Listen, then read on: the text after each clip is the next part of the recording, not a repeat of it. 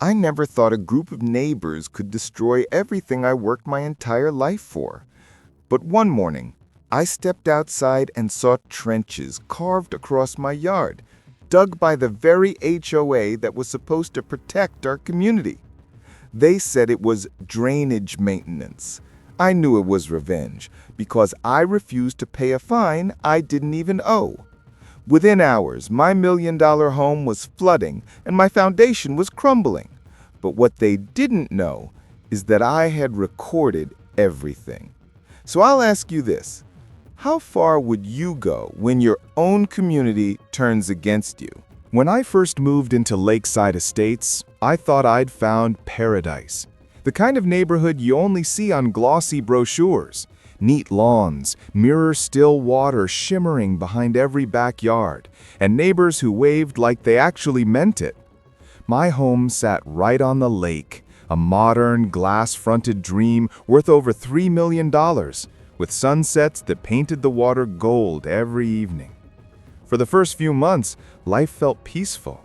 Mornings began with the sound of geese gliding across the lake, and evenings ended with the distant laughter of families barbecuing across the cul-de-sac. I'd spent my career building a small real estate firm, working 70-hour weeks to afford this place. So when I finally settled here, I told myself, this is it. I've made it. The HOA, the Lakeside Property Association, seemed friendly at first. Their newsletters talked about community pride and preserving neighborhood harmony. They hosted wine tastings, lawn contests, and neighborhood cleanups. It all looked good on paper, but behind those smiles, there was something else, something I didn't notice until it was too late. It started with small things. A note taped to my mailbox, reminding me that my hedges were 2 inches too high. Then another one, saying my driveway pavers didn't match the aesthetic of the street. Harmless maybe, until they added a fine. $75 for the hedges, $150 for the pavers. Then came a letter. Failure to comply may result in community penalties. I remember laughing at first. I thought it was some clerical error. I just moved in after all. Surely someone would understand. I wrote them an email, polite but firm, asking for clarification. No response. Instead, another letter came, this time certified, the kind you have to sign for. That's when I started to sense what this HOA really was. Not a group of friendly neighbors, but a small circle of people who treated the community like their personal kingdom. At the top was Sandra Miller, the HOA president. Mid-50s, sharp bob haircut, always seen with a clipboard. She called herself a protector of property values, but most neighbors just called her the sheriff. Sandra had a way of making everything sound like she was doing you a favor, even when she was threatening you. "We're just ensuring fairness," she said during our first face-to-face meeting, but her eyes never smiled. It was around that time I heard whispers, stories from other residents who'd pushed back against her and regretted it. One family had painted their front door a slightly darker shade of blue than allowed. They were fined weekly until they repainted it. Another resident lost their dock permit after arguing over HOA fees. Still, I kept my head down. I followed every rule, paid every due, trimmed every hedge. Until the letter arrived, demanding a special contribution to a new community project, a drainage expansion from the lake. They said it was to prevent future flooding. Each homeowner was required to pay in $8,000 per property. That's when everything changed. I'd done my research. There hadn't been a single flood in this neighborhood for over 20 years. The drainage plan didn't even make sense. The slope of the land already led water away from our homes. I asked for the project proposal, the contractor bids, anything that justified the cost. The HOA refused to share it. When I declined to pay until they provided proof, Sandra's smile vanished. Within days, I started noticing trucks parked near my property, men with measuring rods and orange flags pacing along the edge of my lawn. No one said a word. When I asked what was happening, they just pointed to the lake and said, HOA orders. My neighbors grew distant. The friendly waves stopped. Some whispered that I was disrupting community progress. Others just looked away. And every time I passed the HOA office near the entrance of the neighborhood, I could feel Sandra's eyes following me through the window. Still, I stood my ground. I believed logic would win, that they couldn't just force a homeowner to pay thousands without transparency. But what I didn't realize was that this was only the beginning. Because when you challenge an HOA run by the wrong people, you're not just breaking a rule, you're threatening their power. And they'll do anything to remind you who's really in control. It began quietly. Almost too quietly. A few days after I refused to pay the drainage contribution, I noticed something strange. A small orange flag appeared near the edge of my property, right by the lake. Then another one, closer to my driveway. I thought it was just a surveyor's mistake. But by the end of the week, the entire edge of my backyard looked like a construction site.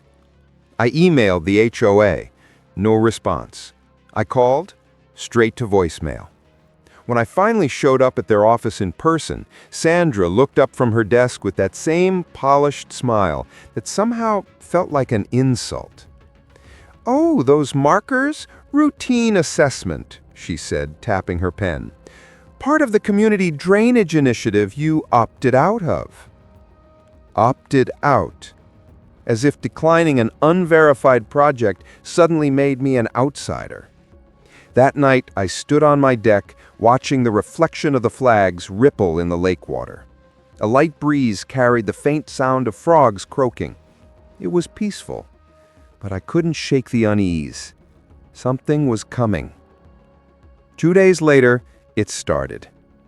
At 7:15 a.m., I woke up to the sound of machinery. I ran outside and froze. A crew of workers were digging a trench straight from the lake toward my property line. A deep, muddy scar carving through the shared landscape.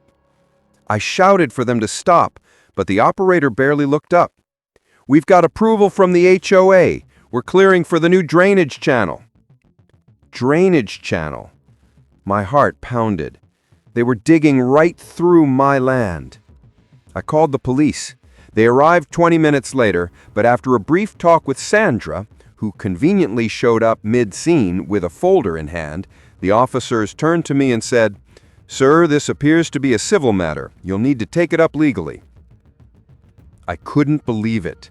My property was being destroyed in real time, and everyone just stood there.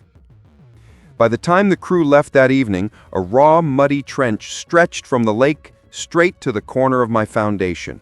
The soil was uneven, the edges collapsing into the waterline. I could already see damp patches near the base of my home. When I confronted the HOA board that night at their scheduled meeting, I wasn't alone. Several neighbors were there, whispering about the same mandatory project. But when I spoke up, the room went cold. Sandra leaned forward, her voice smooth and condescending. "You're being non-compliant. And as a result, the association had to proceed with necessary measures to protect the community from flooding. Your refusal to participate forced us to reroute the system." "Onto my property? Without permission?" She didn't even flinch. "Your actions endangered the neighborhood. We acted in everyone's best interest." The board nodded in silent agreement. A small army of yes-men, too afraid to cross her. That's when I realized this wasn't just about money. This was about control. Over the next week, the weather turned worse. Heavy rain swept across the lake, and every drop of water that flowed down the slope seemed to find its way into that trench. By the third night, I heard the unmistakable sound of dripping inside my basement. I grabbed a flashlight and went down. The floor was damp. A thin stream of muddy water was seeping through the concrete where the trench met the outer wall.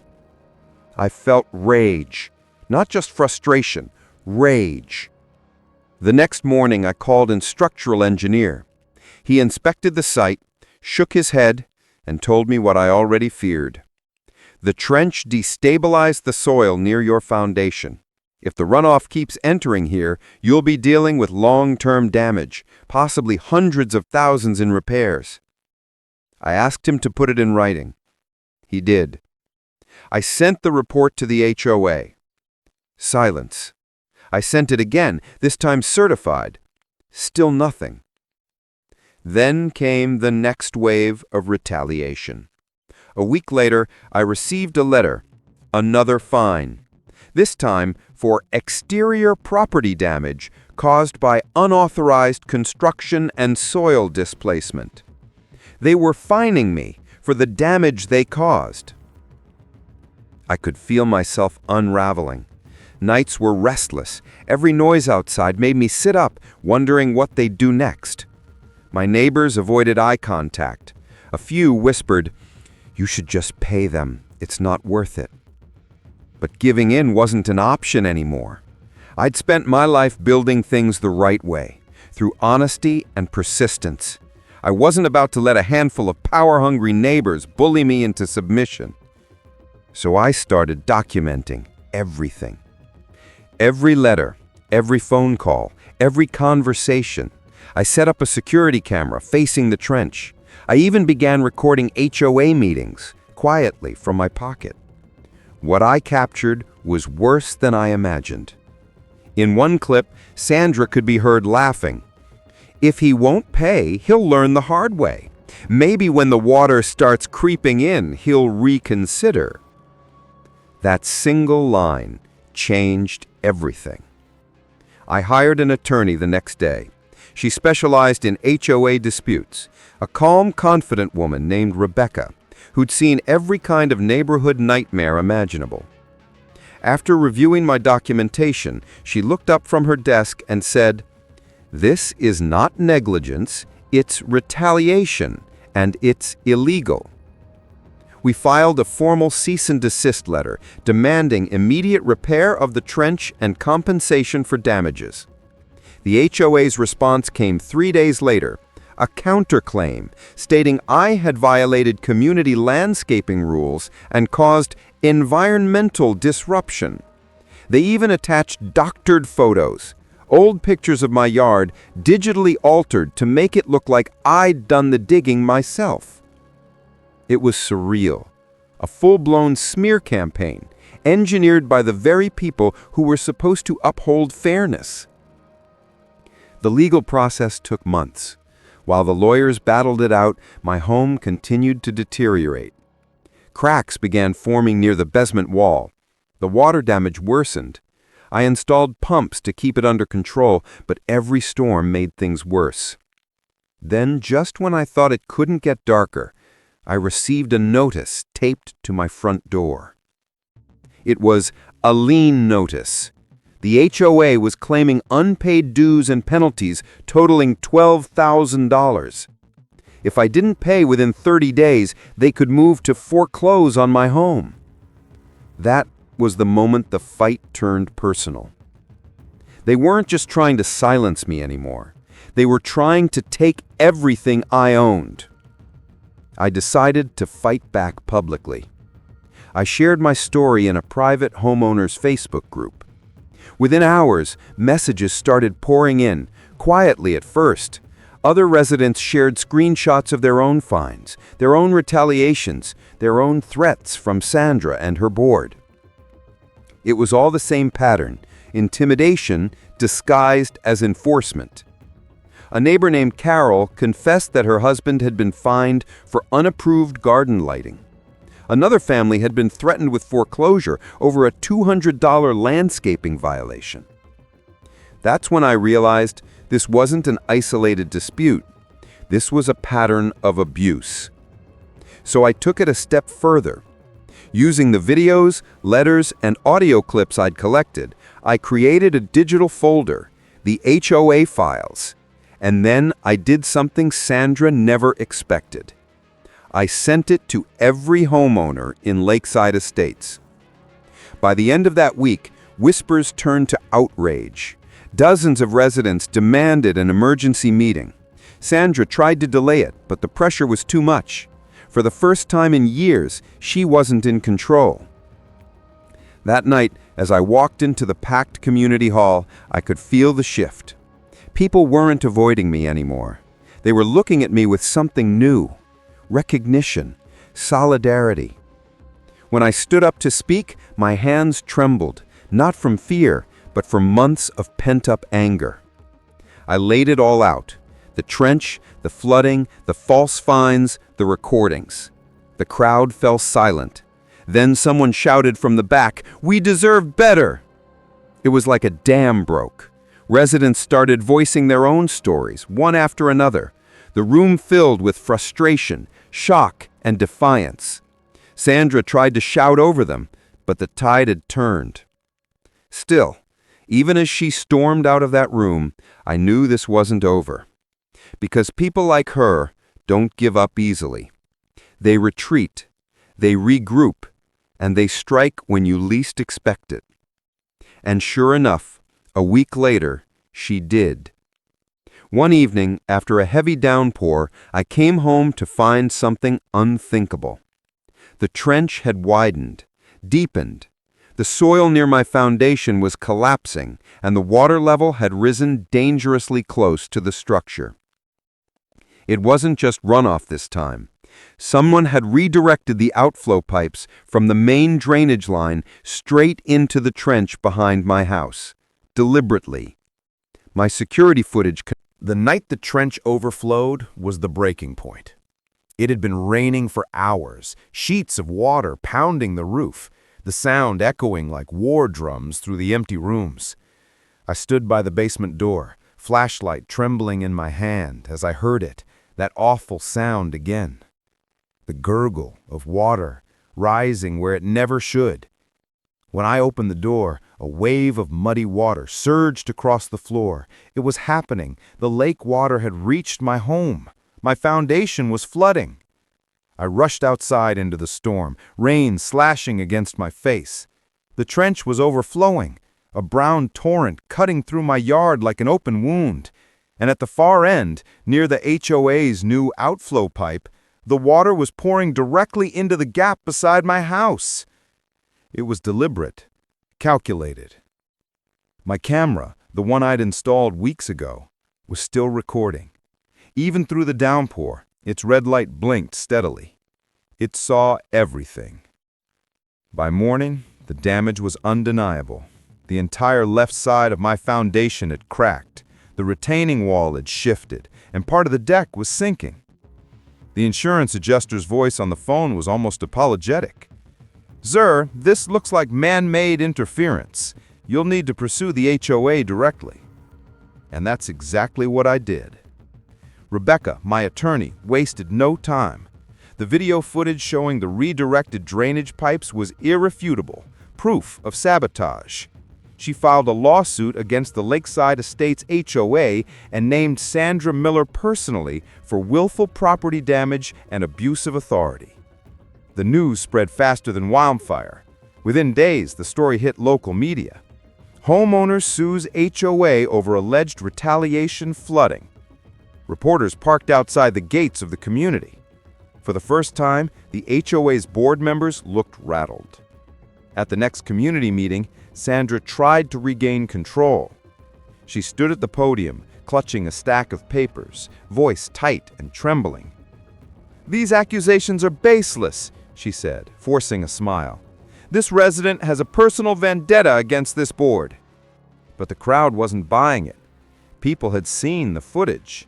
I'd shared it with every homeowner. The video of two men in HOA-marked vests rerouting the drainage at night. The timestamp, the camera angle, the undeniable connection. Whispers rippled through the audience. Then a man stood up, one of the residents who'd stayed silent before. "We all know what's been going on here. The fines, the threats, the intimidation. You've crossed the line, Sandra." Her mask cracked. For the first time, she wasn't composed. She was furious. "You think this man's innocent? He's been undermining this community for months. Enough!" Another homeowner interrupted. "You destroyed his property." The room erupted, voices overlapping, chairs scraping over one another, neighbors shouting over one another. The meeting dissolved into chaos. Sandra stormed out, slamming the door so hard the windows shook. And just like that, the neighborhood she controlled for years began to crumble around her. The legal battle stretched on for weeks. Every day felt like a war of attrition, paperwork, hearings, depositions. But Rebecca was relentless. She subpoenaed HOA emails, board minutes, and contractor invoices. What we found made my stomach turn. Hidden among the files was a thread of emails between Sandra and the landscaping company. Her instructions were explicit. "Reroute excess water through the homeowner's lower lot. He's refusing to comply. He needs to understand the consequences." There it was, black and white. When we presented the emails in court, Sandra's attorney froze. The judge leaned forward, expression unreadable. "Ms. Miller, are you aware this correspondence directly authorizes property interference on the plaintiff's land?" Sandra stammered, her voice barely audible. It was taken out of context." The judge raised an eyebrow. "Context doesn't change the fact that your actions led to measurable property damage and retaliation against a resident for refusing to pay an unauthorized fee. That's not governance. That's misconduct." For the first time in months, I felt something break inside me, the weight of helplessness finally lifting. The turning point came during the final hearing. Sandra tried one last defense, claiming that drainage expansion had been unanimously approved by the board. But when the judge requested official documentation, her lawyer hesitated. The file they produced was missing signatures. Several names had been forged. It was over. The judge ruled in my favor on every count: property damage, emotional distress, and HOA misconduct. The verdict included full restoration costs for my home, attorney fees, and a personal penalty for Sandra's abuse of power. As the decision was read aloud, the courtroom was silent, except for the rain tapping against the window. Sandra sat motionless, eyes fixed on the floor. Her empire of control had collapsed in one sentence. But even as I walked out of that courtroom, relief wasn't the only thing I felt. There was still bitterness and sadness for what had become of our so-called community.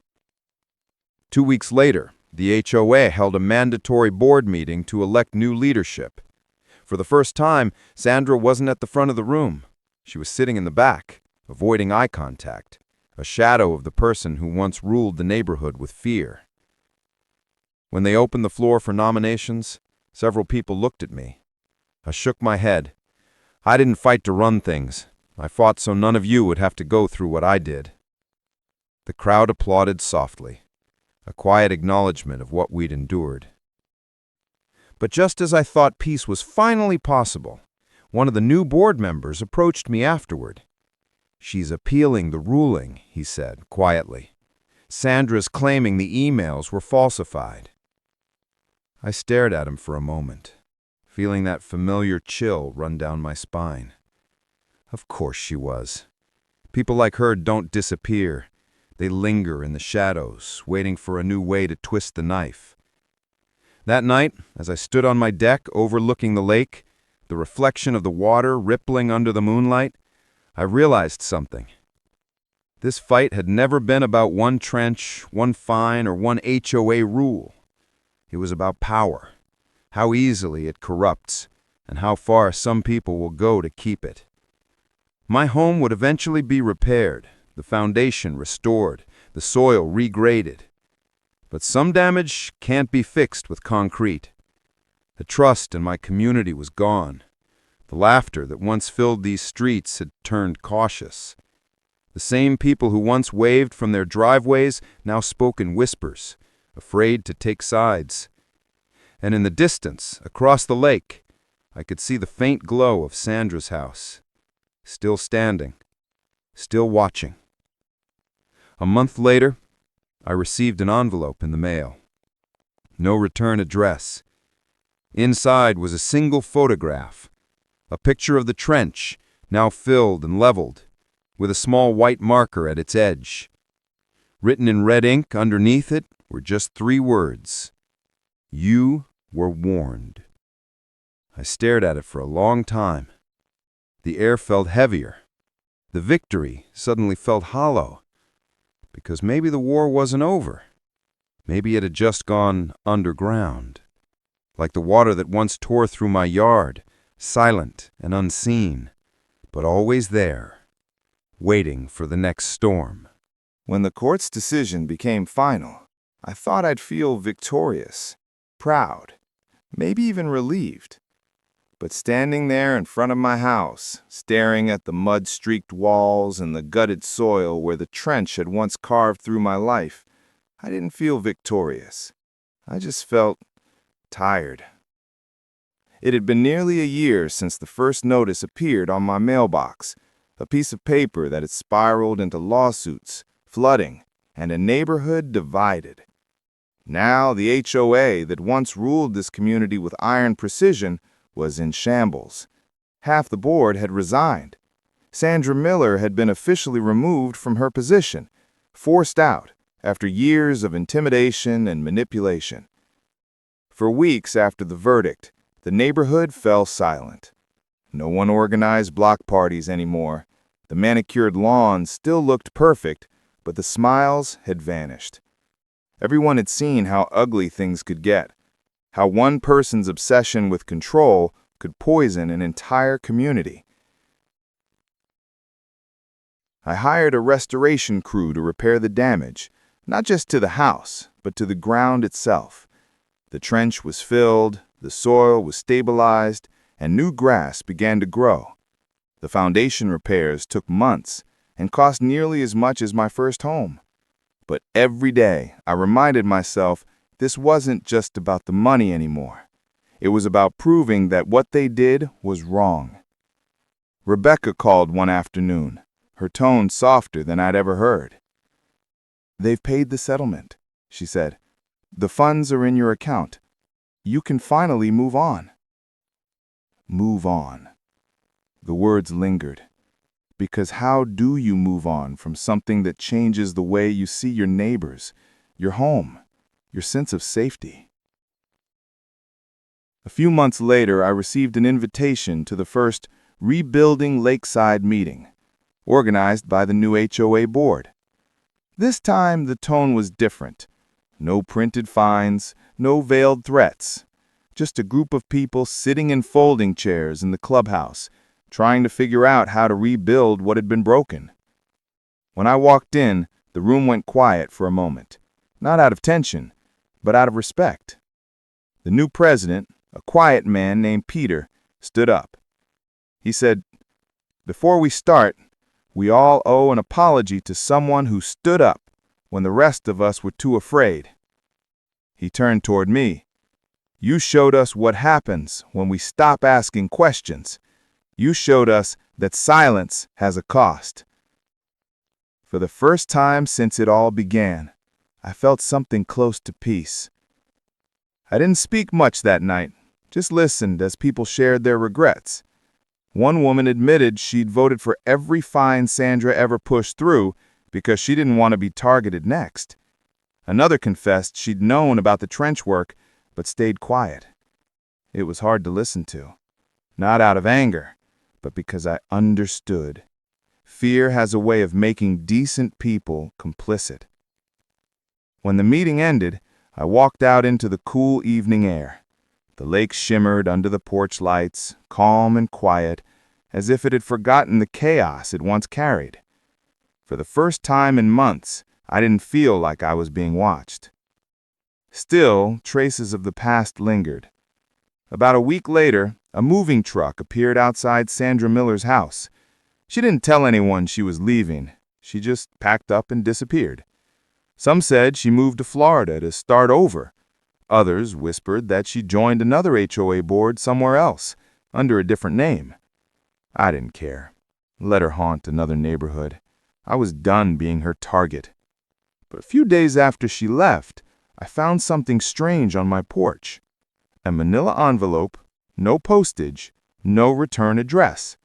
Inside was a single document, a copy of the original drainage expansion plan, the one that Sandra had refused to show anyone. Across the top, in bold red ink, was a stamped word, voided. And, scrawled across the bottom, in messy handwriting that looked almost frantic, were 4 words. It wasn't just me. I don't know if she meant it as a warning, an apology, or another game. But I do know this. She was right about one thing. It wasn't just her.